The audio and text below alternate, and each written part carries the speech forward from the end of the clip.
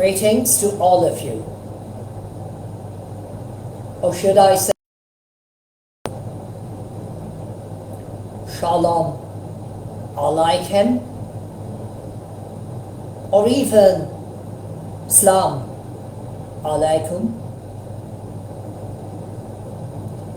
Those sentences are wonderful, and they no doubt express peace, something that we all long for, something that we all hope for, something that is supposed to make us both happy and even enable us to prosper in our world. As a young pupil of political science, followed by legal science and law, and even international law, I had to learn that every single state has duties not merely to protect its own citizens, but also to ensure that its citizens do not trespass onto the land of another state and commit crimes. Certain countries which follow the old common law have ensured that when their citizens go and commit crime onto the territory of another state, that citizen, regardless of its being punished or not, or prosecuted or not, in that particular state on which the citizen committed the crime, when the citizen returns, he or she can be prosecuted in his or her native state. During the past months, many countries advocated and have been advocating that they believe that a two-state solution can solve the current problem in the Middle East. I begin to wonder whether that can be even remotely and far-fetched fact or facts upon which we can rest our belief genuinely and earnestly.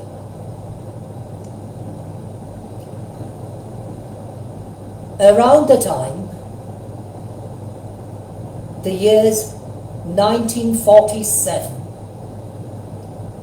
many states tried, even successfully, to persuade the leaders of the Indian subcontinent to agree to divide the so-called India in those days into two states, namely India and Pakistan, which are currently known as the Republic of India and the Islamic Republic of Pakistan. Yet, since 1947 or 48 and onwards, we have been facing each other as enemies. However regretful that may be, however sad that may be, however tragic that may be. Both of our countries are now nuclear powers. We both possess multiple nuclear bombs and other nuclear arsenals. And we who fought back to back against other states claiming our independence are now fighting against each other and blaming against each other and condemning each other instead of embracing each other in true brotherhood. What about the other countries of the world? Let us consider North Korea and South Korea. Are they any better off? I venture to raise the question with all due respect.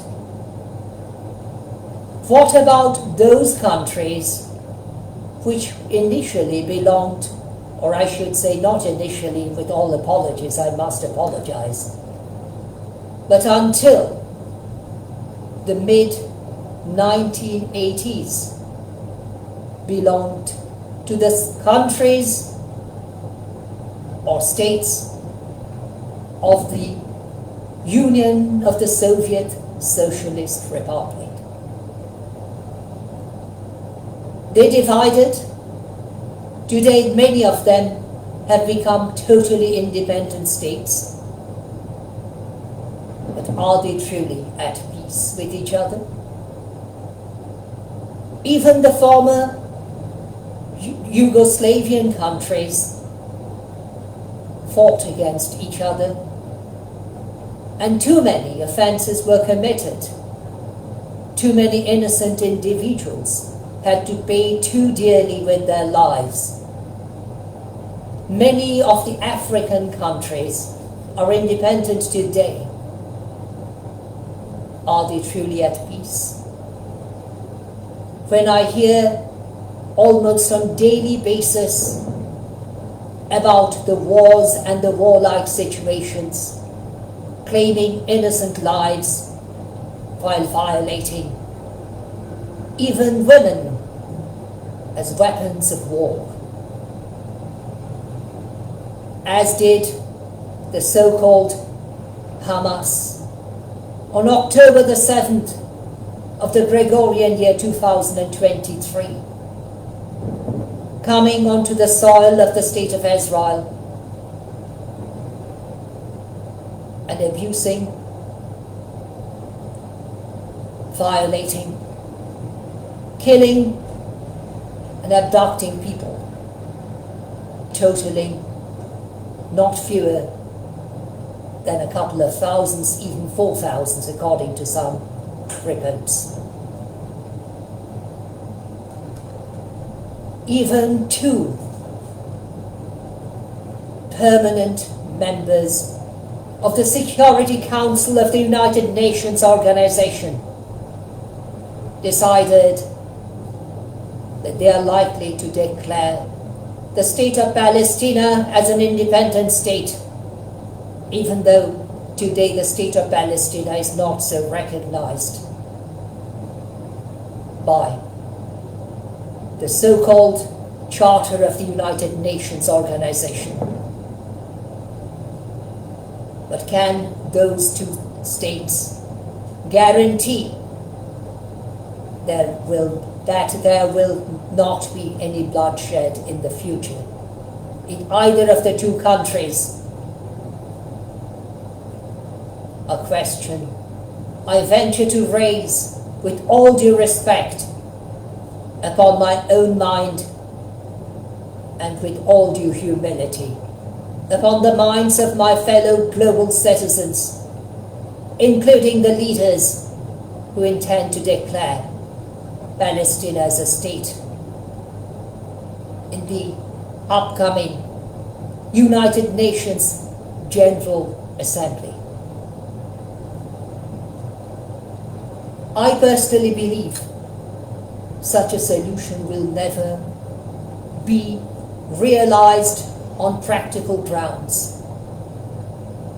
Fanatics and extremists on both those communities will always endeavor to deter peace while enhancing violence. I personally believe, and I crave leave to be corrected, if I'm wrong, there can be a far better solution. If the world communities could persuade both the communities of the Arab Israelites and the Jewish Israelites to combine to become truly, from the very core of their heart, one and a single nation, based upon and being ruled and governed by the true principles of natural justice, equity, and primarily humanity. The two-state solution has not worked out for India and Pakistan. I beg your pardon, the two-states solution has not worked out for the Indian subcontinent of India and Pakistan. It has not worked out for North and South Koreas. It has not, or I should say multiple state solution in this particular case, not worked out for the East European countries and for the African countries. And I fear, from the very core of my heart, and venture to maintain with all due respect and sincerity upon my part that a two-state solution will not work out in the Middle East, especially if Israel and so-called a future state of Palestine come into existence instead of being one single state, one nation, fusing two communities into one, granting all the citizens of that particular state equal rights, equal opportunities, and equal fellowship with each other. Both the Jews and the Arabs called Abraham, or Abraham in the anglicized form, the father and the founder of their faiths. So why should it be so difficult? Until 1947, the population of India, both the Muslims and the Hindus, stayed as brothers. They shared with each other both friendship, brotherhood, and humanity. Until we were divided, we recognized each other as our fellow citizens. So why should it not work out for the state of Israel with both the Jewish and the Arab communities, even granting the Palestine limited autocracy? Gibraltar is not a totally independent state, but they get along quite well with the people of the United Kingdom of Great Britain and Northern Ireland. The Swiss have 4 different languages, and no doubt both Protestants and Catholics and atheists in their country, they get along quite well. The Belgians have 2 different languages and have different customs exercised by each of those 2, or I should say, both of those two communities. They get along well. So why should not the so-called the children of the father, same father, Abraham or Abraham, will get along well within a single state? This is too grave a danger if we forget what is happening in Eastern Europe. In the northeastern Asian countries, in the African countries, and if we allow or even encourage the terrorists to win this battle, the same terrorists who trespassed onto the soil of Israel and violated women, killed many, and abducted many others, including babies and children and their parents and the elderly.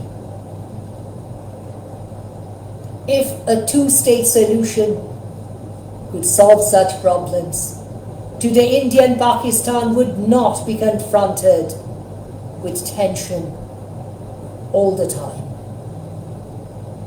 If a two-state solution could solve a problem like the current in the middle, the problem now existing in the Middle East, there would be no tension between the so-called North and the South Koreas.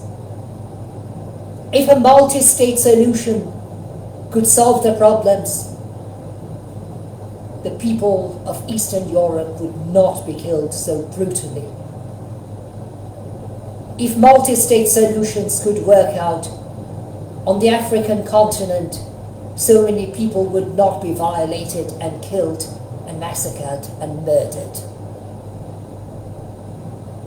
Why will it be any different in the case of the state of Israel if Palestine were declared an independent state? A question I ask even as their fellow global citizen.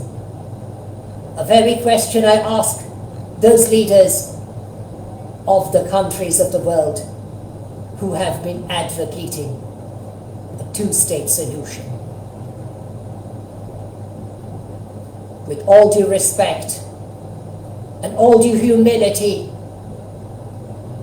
and all due earnestness on my part, I thank all of you for your kind understanding and the appropriate response, while I remain at your service, most humbly and respectfully, even in the service of true humanity.